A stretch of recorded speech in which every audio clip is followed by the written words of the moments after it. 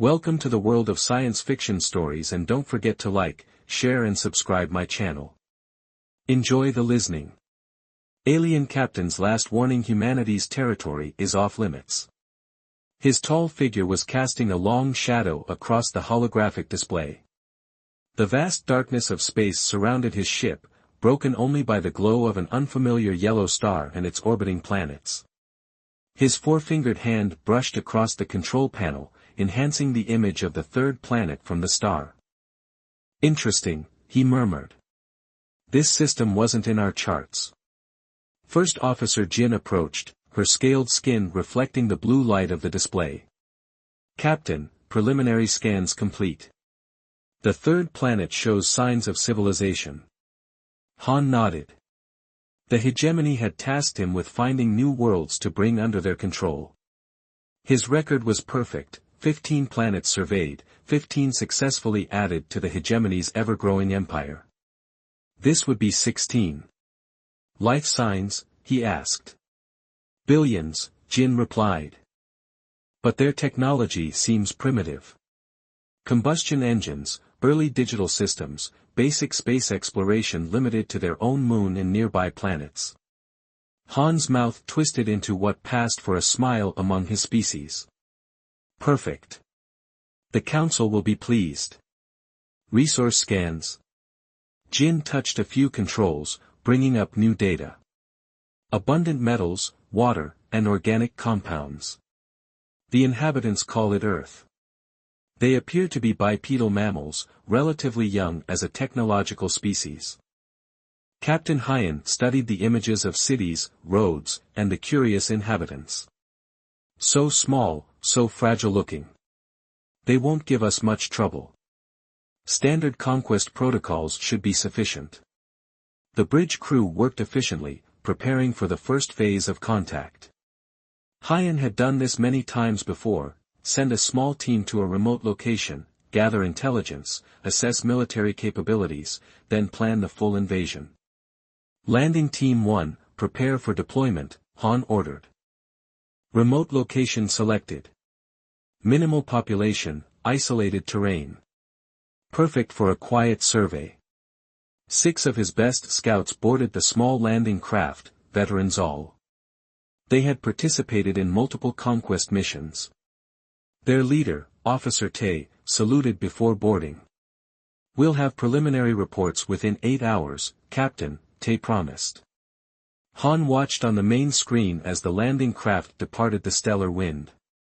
Cloaking technology activated as it entered Earth's atmosphere. The ship disappeared from visual tracking, though its signal remained strong on their monitors. 6 hours later, Han grew concerned. "Jin, status of Landing Team 1. Jin frowned at her console. "No communication since landing, Captain." Their vital signs were normal, then nothing. Han's outer eyelids blinked rapidly, a sign of surprise among his species. "Equipment failure?" "Unlikely. All systems were functioning perfectly." The captain paced the bridge. This hadn't happened before. Usually, the first team reported back with minimal issues. Primitive species rarely detected their presence, let alone posed any threat. "Prepare Landing Team 2. Full combat gear. Find out what happened." The second team was larger, 20 elite soldiers armed with advanced weapons and protective shields. Their commander, Officer Sun, was Han's most trusted combat leader. "We'll find them, Captain," Sun assured him. "If the locals are responsible, we'll make an example of them." Han nodded grimly. "Be cautious. Something isn't right." The second landing craft departed, heading for the same location. This time, Han ordered continuous communication. "Landing successful," Sun reported. "No sign of Team 1's craft." "Wait, we found it. The ship appears intact, but it's been opened. Primitive tools. The locals discovered it." Han leaned forward. "The crew?" "No sign. We're tracking footprints leading into the nearby forest. Multiple human tracks. They must have captured our people. Proceed with caution, he ordered. For 20 minutes, the bridge crew listened to the team's progress. Then came sounds that Han had never heard during a conquest mission: weapons fire, shouting, and screams. "We're under attack." Sun's voice crackled. "The humans, they were waiting. They've got our weapons." The sounds of battle intensified. Hyan and Jin exchanged shocked glances as they listened to the chaos. "How is this possible?" Jin whispered. The communication devolved into static, punctuated by the sounds of energy weapons and unfamiliar explosive devices. Then silence. "Sun, report." Han demanded. "Nothing." The captain stood frozen, struggling to understand. Two teams, 26 of his best personnel, gone, against primitives. "Activate Team 2's field recorders," he ordered. "I want to see what happened." The images shocked everyone on the bridge. The humans had set a trap. They had discovered the first landing team, somehow overwhelmed them, and captured their technology. When the second team arrived, the humans were waiting with a combination of stolen alien weapons and their own primitive but effective explosive devices. Most shocking was their coordination. These weren't trained soldiers based on their appearance, just local humans who had rapidly organized an effective resistance. Han watched as a human female, wearing what appeared to be simple farming clothes, expertly used a stolen hegemony plasma rifle to take down 3 of his soldiers before they could react. Another human, an older male, had reconfigured a communication device into some kind of disruptive field generator that disabled their shields. "Impossible," Jin whispered. "They couldn't have learned to use our technology so quickly." The footage ended with Sun's death, a simple wooden trap that dropped him into a pit where humans waited with stolen energy blades. Captain Han replayed the recordings 3 times, trying to understand what he was seeing. These humans, with their primitive technology, had adapted to alien weapons in hours. They had set traps, created strategies, and worked together with an efficiency that shocked him. "This doesn't match any known conquest patterns," he whispered, watching his elite troops being systematically neutralized by the supposedly primitive species. Jin studied the data scrolling across her screen. "Captain, I'm detecting increased radio communications across the planet. The humans are sharing information about us." Han's hands gripped the edge of the console. For the first time in his career, he felt uncertain. These humans didn't behave like any species they had encountered before. They didn't run in fear or surrender in awe of superior technology. They fought. They adapted. They learned at an alarming rate. "Maintain orbit," he finally said. "We need to reassess our approach and send a message to command. We may need reinforcements." As the message was sent, Han continued to watch the recordings, studying the humans' tactics. He had a disturbing feeling that standard conquest protocols wouldn't be sufficient after all. Captain Han sat alone in his private quarters aboard the Stellar Wind, carefully choosing his words for the report to Hegemony Command. The bright screen illuminated his gray face in the dimly lit room. He knew his career depended on how he framed this unexpected setback. "Initial reconnaissance has encountered unexpected resistance," he typed deliberately, avoiding mention of complete loss of both landing teams. "The indigenous population shows unusual adaptability. Nothing we can't handle with appropriate resources." He paused, considering whether to include the full recordings of his team's defeat. No, he decided. That would only raise too many questions. Instead, he attached a carefully edited version showing the humans' unusual tactics but omitting the worst of the hegemony losses. Requesting reinforcements to ensure swift completion of the mission, he concluded. The message sent, Hyan leaned back in his chair and closed his eyes. Failure was not tolerated in the hegemony, but neither was asking for help. He had chosen the middle path, admitting challenges while promising success. 3 days later, the response arrived. "Commander Song, Han's direct superior, appeared on the communication screen. Her elongated face showed no emotion, but Han knew disapproval when he saw it. "Captain Han," she began, her voice cold, "your report has been reviewed. The Council finds it concerning that a Level 3 civilization offers any resistance at all." Han kept his face neutral. "Commander, I assure you." "Save your assurances," Song interrupted. "I am dispatching Battle Group 7 to your location. 5 warships, 2,000 troops. This will end quickly." Han bowed his head. "Thank you, Commander." "Do not thank me, Captain," Song said. "You retain command of this operation, for now. Failure is not an option. The humans must be subjugated within 15 planetary rotations of Battle Group 7's arrival." The screen went dark, and Han exhaled slowly. Help was coming, but with it came a deadline and the clear threat that his career, perhaps his life, depended on success. Battle Group 7 arrived 6 days later, emerging from hyperspace in perfect formation. The ships dwarfed the stellar wind, massive warships bristling with weapons, their hulls scarred from previous conquests. Admiral Quan, commander of the battle group, wasted no time. "Captain Hyan, my orders are to follow your strategy. What is your plan to subjugate this world?" Han pointed to the holographic display of Earth. "The humans are divided into nation-states," he explained. "They have no unified government or military. We will target their 7 largest population centers simultaneously. A show of force, no actual destruction necessary. When they see our capabilities, they will surrender." Admiral Quan nodded. "Simple and effective. We begin in 6 hours."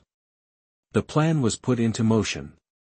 6 warships, including the inevitable Victory, positioned themselves above Earth's major cities. The stellar wind remained in high orbit, coordinating the operation. "All ships in position," Jin reported to Han. "Cloaking disengage. The humans can now see us." Han watched on the main screen as the massive ships revealed themselves above New York, Beijing, London, Moscow, Tokyo, New Delhi, and Sao Paulo. The ships hovered, impossibly still, a kilometer above each city. "Let them panic for 1 hour," Han ordered. "Then we broadcast our terms." But the humans didn't panic, at least, not in the way Han expected. Instead of chaos in the streets, the humans organized with startling speed. "Captain," Jin called out, detecting numerous aircraft approaching our vessels. "Military fighters." Han laughed softly. "Let them come. Their primitive jets pose no threat to hegemony warships." The human fighters approached the alien ships cautiously, keeping their distance at first. On the screens, Han could see they were standard military aircraft, nothing that could possibly threaten their advanced technology. "They're locking weapons," Jin reported, sounding almost amused. "Let them fire," Admiral Quan said with a dismissive wave. "Their missiles will flatten against our shields. It will demonstrate our superiority." The first missiles launched from the human jets. As expected, they hit the shields of the hegemony warships and detonated harmlessly. What happened next, however, no one expected. A second wave of fighters approached, these carrying different weapons. When they fired, the missiles emitted a strange energy signature. "What is that?" Han asked, leaning forward. The missiles struck the shields and passed through. 2 hit the hull of the warship over Beijing. "Impossible!" Han exclaimed, watching the damage reports flood in. "Shield breach," came the panicked report from the Beijing ship. 2 lower decks damaged. "How did they penetrate our shields?" More fighters appeared, all carrying the same modified weapons. The Moscow ship reported similar shield failures, then the New Delhi ship. "Those are our weapons," Jin whispered, analyzing the energy signatures. "They've modified their missiles with our technology." Han stared in disbelief. "How?" It's only been days since they captured our equipment. Additional alarms sounded as more ships reported damage. The humans had somehow adapted the technology from the lost landing parties and created weapons that could breach hegemony shields. Admiral Kwan's face darkened with rage. Return fire. Destroy those fighters. The warships began firing their energy weapons, easily destroying the human aircraft. But for every fighter shot down, 3 more appeared. And now, ground-based weapons were firing too, also modified with alien technology. The New York ship is reporting critical damage, Jin announced. Their main power core is hit. On the screen, Han watched in horror as the massive warship over New York began to list to one side, smoke pouring from multiple breaches in its hull. The unthinkable was happening, a hegemony warship was going to crash. Order them to emergency hyperspace jump. Kwan demanded. They can't, Jin replied. Power core damage too severe. They watched as the crew abandoned ship in escape pods. The great warship, pride of the hegemony fleet, descended, slowly at first, then faster, crashing into the ocean just off the coast of the human city. Retreat, Kwan ordered, his voice hollow. All ships, return to high orbit immediately. As the remaining ships pulled back, Hyan received an urgent message from Earth. Somehow, the humans had hacked into their communication systems. Attention alien vessels, a human voice said in perfect hegemony language. This is General Wei of the United Earth Defense Force. Your technology is now ours. Leave our world or be destroyed. Admiral Kwan cut the transmission. How are they speaking our language? How have they adapted so quickly? Han had no answer. Special human task forces had clearly captured more than just weapons, they had communication devices, shield technology, and who knew what else. And they were reverse engineering everything with terrifying speed. This time, there was no way to downplay what had happened. A hegemony warship lost, shields breached, humans speaking their language and using their own technology against them. His career wasn't just in jeopardy anymore, the entire, simple subjugation, had spiraled completely out of control. We need more ships, he wrote, knowing the admission of failure would likely mean his execution. Many more. The great powers of Earth, which had spent centuries fighting each other, found a common enemy in the alien invaders. In emergency sessions held in secure bunkers around the world, leaders who once refused to speak to each other now work together against extinction. We must share everything we've learned from the captured alien technology, said the American president during the first Global Defense Summit. Leaders from China, Russia, India, and 40 other nations nodded in agreement.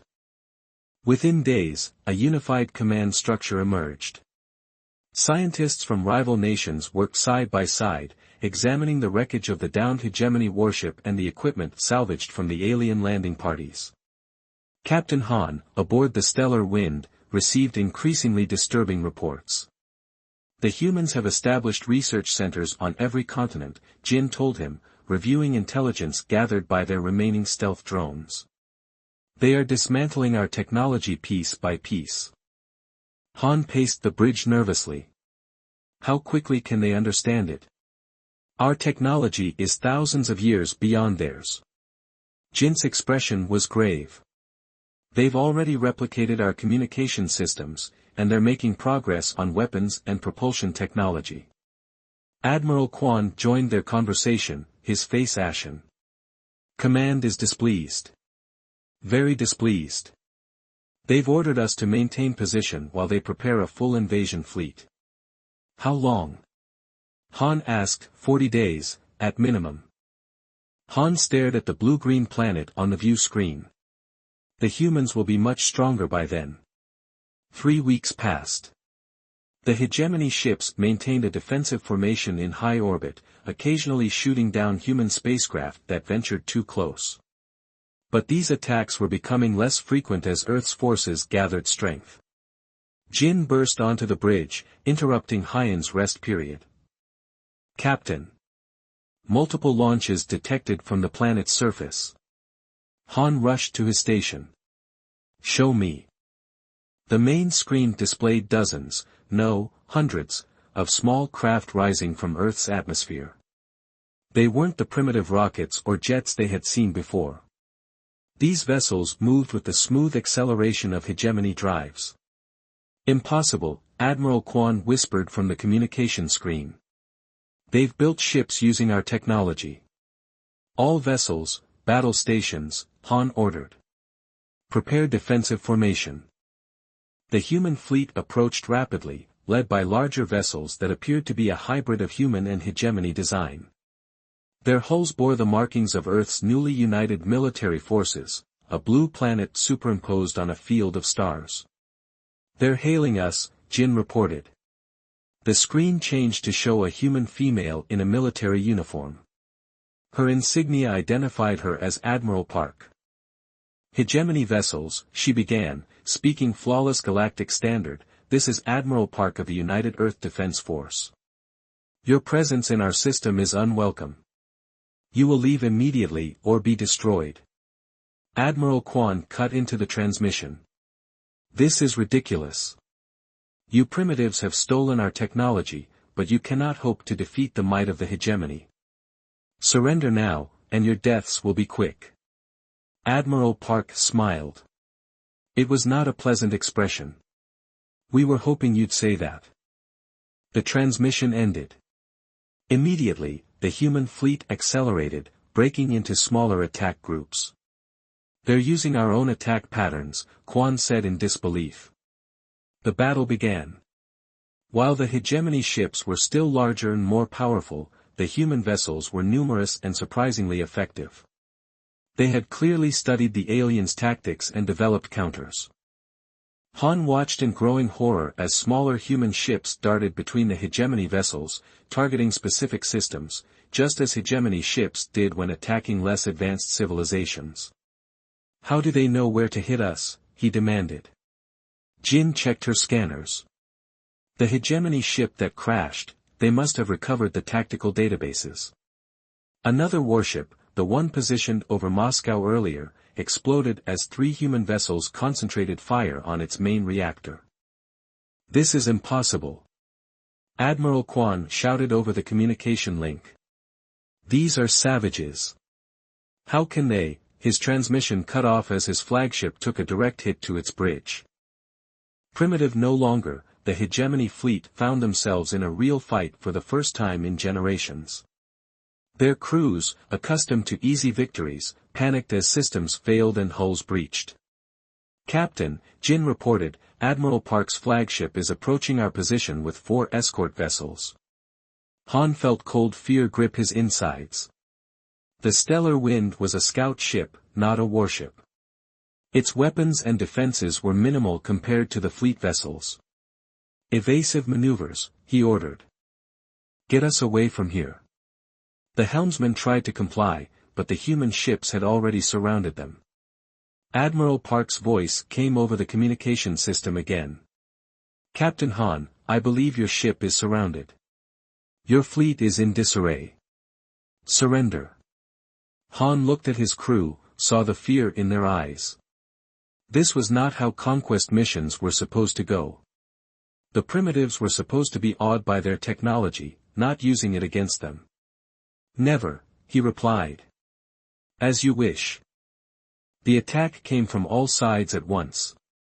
The human ships fired weapons that the stellar wind sensors didn't even recognize, hybrid technologies that combined hegemony principles with human innovations. Shield failure. Jin shouted as the ship rocked violently. Engine core damage, another officer reported. Power failing on all decks. Han grabbed the edge of his command chair as another blast hit the ship. Warning alarms blared throughout the vessel as systems shut down one by one. Get to the emergency shuttle, he ordered his bridge crew. Abandon ship. They rushed through smoky corridors, passing injured crew members and damaged systems. The emergency shuttle bay was on the lower deck, designed for just such a catastrophic failure. Han made sure his remaining officers boarded first. Jin hesitated at the shuttle entrance. "Captain, what about the rest of the crew?" Han looked back at the burning corridor. "There's no time. We have to report back to command." The shuttle launched just as another explosion rocked the stellar wind. Through the viewport, Han watched his ship break apart, pieces scattering into Earth's orbit. The small emergency shuttle accelerated away from the battle, its stealth systems the only thing preventing immediate detection by the human fleet. Setting course for the hyperspace jump point, Jin said, her voice hollow. As they fled, Hyan witnessed the rest of the battle on the shuttle's small view screen. The remaining hegemony ships were either destroyed or retreating in disarray. The human fleet moved with surprising coordination, cutting off escape routes and focusing fire on the largest remaining threats. Then came the transmission from Hegemony Command. The stern face of Commander Song appeared on screen. "Full retreat. All vessels, return to base station Tor immediately," she ordered. "This operation is terminated." Her eyes found Hyan on the screen. "Captain Han, you will report directly to the High Council upon your return. Your failure will be addressed." The transmission ended. Jin looked at Hyan with pity in her eyes. "It wasn't your fault, Captain. No one could have predicted." "It was my responsibility," Han said quietly. "And now I will face the consequences." As the shuttle limped away from Earth, preparing for the long journey back to hegemony space, Han stared at the blue planet growing smaller in the viewport. These humans had done the impossible, united their divided world, mastered alien technology in weeks instead of centuries, and defeated a superior force through adaptation and determination. He realized with a chill that he was facing something no one in the hegemony had encountered before, a species that thrived under pressure, a species that, when backed into a corner, became more dangerous, not less. And now they had hegemony technology and a reason to hate. The stark white walls of the holding cell made Captain Hyan feel smaller than he had ever felt before. 3 weeks had passed since his emergency shuttle had limped back to base station Tor. 3 weeks of questioning, accusations, and growing dread. His trial was scheduled for the following day. The charges were clear: failure to properly assess a target world, loss of hegemony assets, and retreat without proper authorization. Any one of these charges could result in execution. Together, they guaranteed it. Han sat on the hard bench in his cell, staring at the small data tablet he had been allowed to keep. His request to research human history had been granted, not out of kindness, but because the tribunal wanted him to fully understand the scale of his failure before they sentenced him. The more he read about Earth and its inhabitants, the more confused he became. "This can't be right," he muttered, reviewing the data again. According to the historical archives, humans had spent their entire recorded history fighting each other, tribe against tribe, nation against nation, ideology against ideology. Their technological development had been driven almost entirely by warfare. Most shocking was what made humans unique among all species the hegemony had encountered: they were the only known species to have fought wars among themselves before achieving space travel. Other species had unified their planets before developing advanced technology. Humans had created nuclear weapons while still divided into hostile nations. "Computer, verify this information," Han ordered. The electronic voice responded flatly, "Data verified from multiple sources. Confidence level, 98.7%. Han stood and paced his small cell. The standard hegemony conquest protocols were designed for unified worlds, where a show of superior technology would cause the planetary government to surrender rather than face destruction. But humans had no unified government when the hegemony arrived. They had thousands of years of experience fighting against superior forces. They were accustomed to adapting enemy technology. The protocols were doomed from the start, he whispered to himself. Something else bothered him. If humans were so unique, why hadn't the hegemony prepared a special approach for Earth? Why send a standard scout mission? Using his security clearance, which hadn't yet been revoked, Hyan accessed deeper archives. He searched for any prior contact between the hegemony and Earth. Nothing appeared in the main database, but a reference number caught his eye. It pointed to a restricted archive, one that required special authorization. Han hesitated. Attempting to access restricted files would certainly be noted by security. It might add to his charges. But he was already facing execution. What did he have to lose? He entered his emergency override code, a privilege granted to all captains for use in extreme situations.